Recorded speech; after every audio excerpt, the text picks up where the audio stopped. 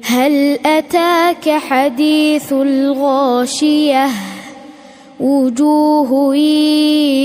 يومئذ خاشعة عاملة ناصبة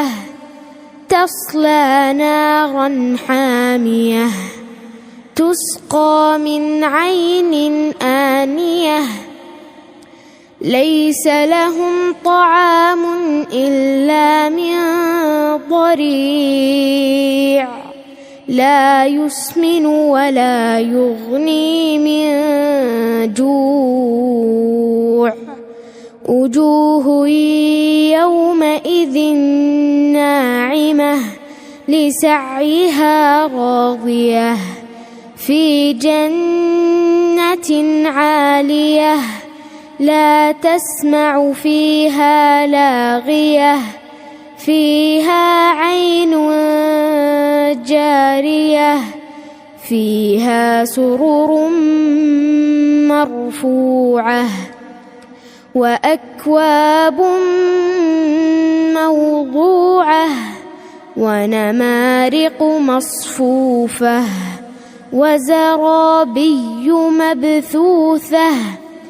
أفلا ينظرون إلى الإبل كيف خلقت وإلى السماء كيف رفعت وإلى الجبال كيف نصبت وإلى الأرض كيف سطحت فذكر إنما أنت مذكر لست عليهم بمسيطر إلا من تولى وكفر